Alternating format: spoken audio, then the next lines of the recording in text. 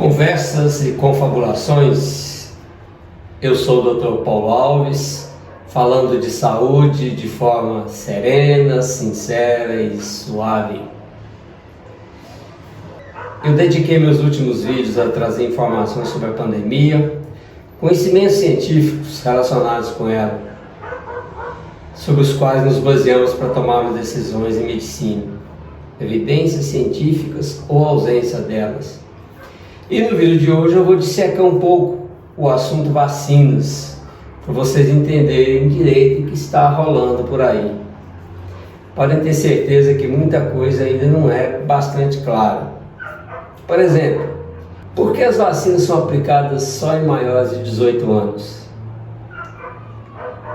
Por que as vacinas não dão proteção de 100% contra o vírus?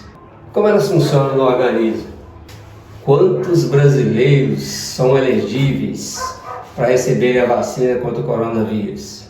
Ou seja, com mais de 18 anos. Vamos confabular sobre isso?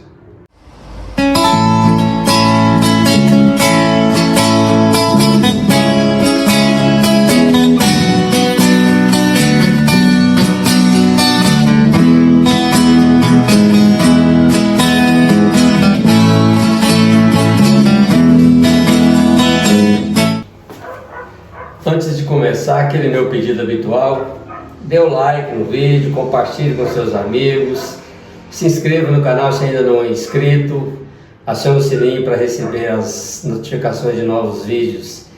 Isso é muito importante para ajudar o vídeo a aparecer nas primeiras posições nas buscas no YouTube. E eu insisto em dizer que o meu objetivo é oferecer a vocês ferramentas para combater o estresse, esse estresse causado pelo medo, pelo pânico que os arautos do caos nos impõem. Gente, a Covid é uma doença grave, como graves são todas as doenças cardiovasculares, para ficar apenas no âmbito da minha especialidade.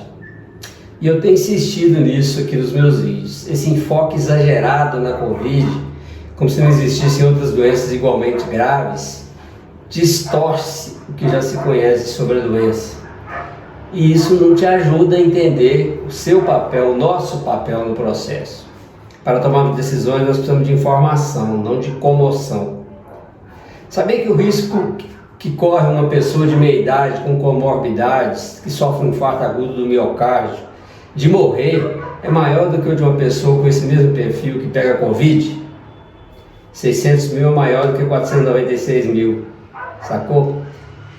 Mas vocês não veem nenhum político, jornalista, ou blogueiro, ou YouTube gritando diariamente quantas pessoas morreram de infarto, ou ditando regras para prevenção e controle de doenças cardiovasculares.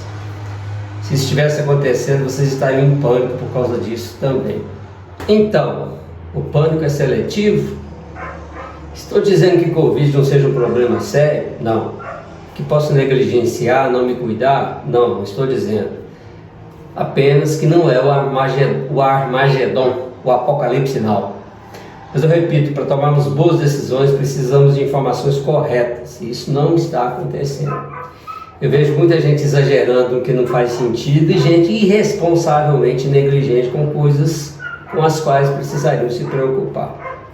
Informação, conhecimento, é isso que nos sustenta e é o que eu tenho tentado trazer aqui. Então, por falar em informações corretas, vou tentar clarear um pouco os conhecimentos sobre as vacinas que já estão disponíveis aí contra o coronavírus.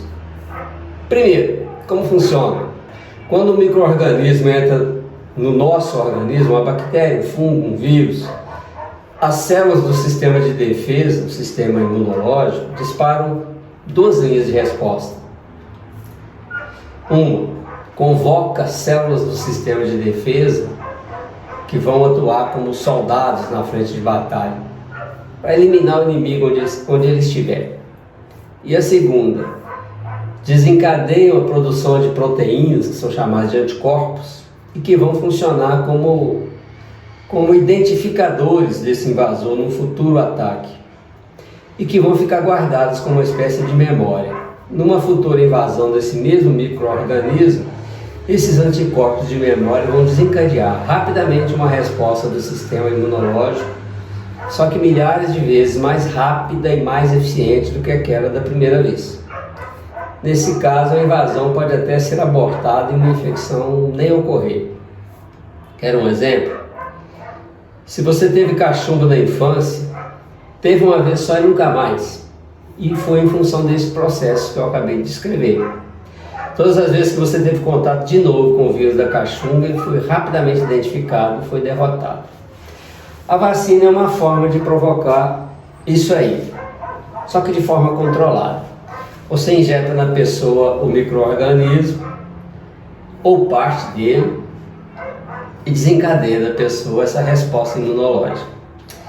As vacinas são feitas ou com o micro-organismo ou com uma parte dele, porque o nosso sistema imunológico vai identificar um ponto, uma estrutura da superfície do micro-organismo e contra essa estrutura vai produzir o anticorpo. Vamos falar um pouco sobre as vacinas que estão aí disponíveis. A vacina da Coronavac é feita com vírus inativado. É assim, o coronavírus é submetido a um tratamento bioquímico em laboratório e esse tratamento deixa incapaz de reproduzir e de provocar a doença. Mas ele continua contendo a estrutura que desencadeia a resposta imunológica no organismo humano. Assim, ele é injetado no músculo, não produz a doença, mas produz a imunidade. As vacinas da AstraZeneca e da Pfizer, que já chegaram, e da Sputnik V, que está para chegar, contém apenas a proteína do vírus que desencadeia a resposta imunológica. Essa proteína é colocada em um outro vírus, um vírus inócuo, que não provoca nenhuma infecção, mas que vai transportar a proteína do coronavírus, que é responsável por desencadear a resposta imunológica. Então o vírus é injetado no organismo humano e com ele a proteína do coronavírus vai junto. A vacina da Janssen tem uma tecnologia nova, ela tem o código genético do coronavírus responsável pela produção da referida proteína. Então é como se fosse um molde da proteína. Eu recebo esse molde e a partir dele eu produzo a proteína do vírus que, por ser estranho ao meu organismo, vai ser reconhecida como tal e o meu organismo vai desencadear a resposta imunológica. E por que as vacinas não são tão eficazes em prevenir infecção? Vou tentar explicar de forma simples. Todas essas vacinas que estão aí são injetáveis, elas são aplicadas no músculo. Mas a via de entrada do vírus, do coronavírus no organismo, são as mucosas respiratórias. O revestimento interno da árvore respiratória que vai do nariz aos pulmões. É aí então que deveria se formar uma linha de defesa eficiente para evitar a entrada do vírus. Uma vacina eficiente em impedir a infecção deveria desencadear uma resposta imunológica aí, nessa região. Mas todas as vacinas, como eu disse, são injetáveis, são injetadas no músculo. Elas produzem uma resposta imunológica feita por células de defesa e também pelos anticorpos, como eu falei assim, que são produzidos e ficam circulando no organismo. Logo, o vírus só pode ser combatido depois de entrar no organismo, ou seja, precisa acontecer a infecção primeiro.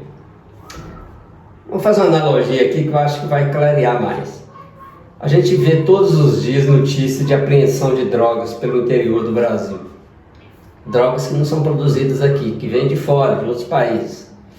Um sistema de defesa eficiente contra esse problema deveria ser capaz de impedir a entrada das drogas no país, atuando, portanto, na fronteira com os outros países.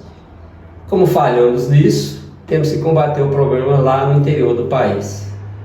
Sacaram? Mais ou menos o que as nossas vacinas estão fazendo. Como não temos ainda uma vacina que impede a entrada do vírus nas mucosas, nós temos que combater depois de instalado no organismo.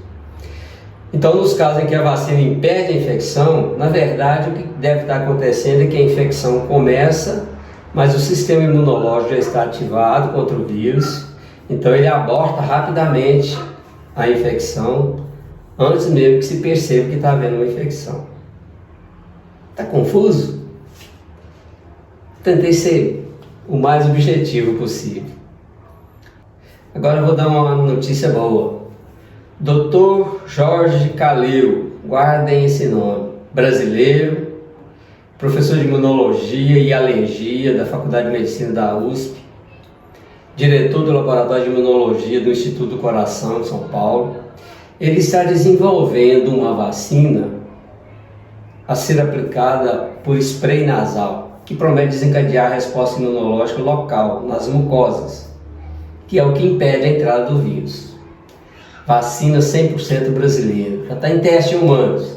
Se der certo, será a primeira com esse mecanismo de ação, com essa tecnologia no mundo.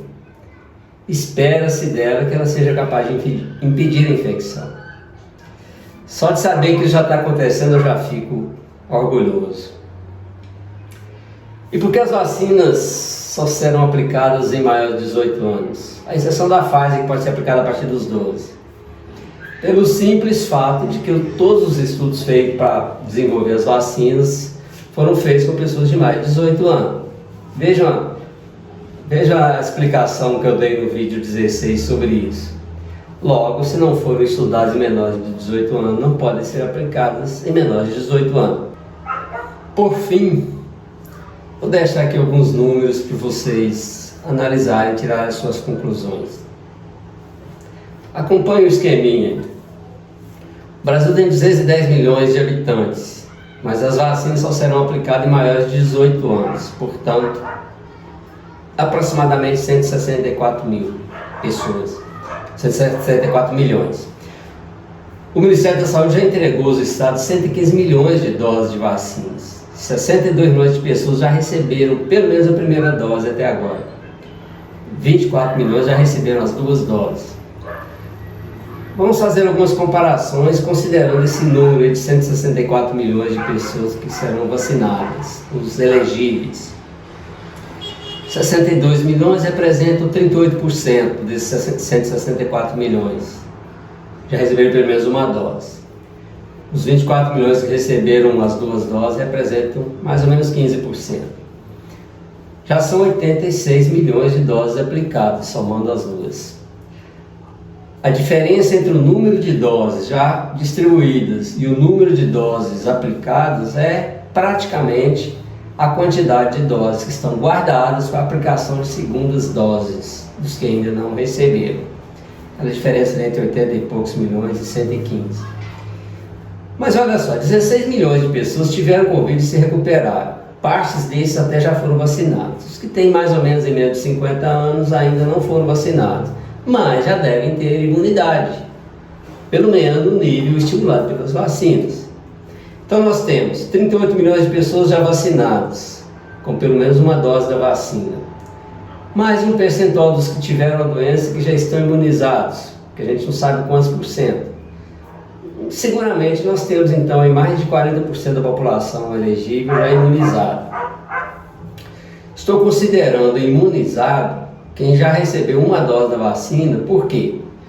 Porque as doses necessárias para aplicar a segunda dose já estão guardadas. Então é questão de tempo, elas serão aplicadas. Vamos continuar o raciocínio. Estima-se que com 70% da população imunizada, nós teremos uma situação segura, com baixa transmissibilidade do vírus. Nós atingiremos isso então quando tivermos vacinado em torno de 115 milhões. Vamos precisar de vacinar então mais 53 milhões de pessoas para atingirmos essa taxa. Que no ritmo que estamos vacinando, atingiremos em no máximo 60 dias. É por isso que já tem governadores aí anunciando que 100% da população do seu estado estarão vacinados até setembro. Estarão mesmo, com certeza. Vocês consideraram confortantes essas informações? Espero que sim. Agradeço pela companhia até aqui. Não se esqueça de dar o like, de compartilhar o vídeo nas suas redes sociais, de se inscreverem se ainda não são inscritos e acionar o sininho para receber notificações quando novos vídeos forem publicados. Eu sou o Dr. Paulo Alves, médico cardiologista.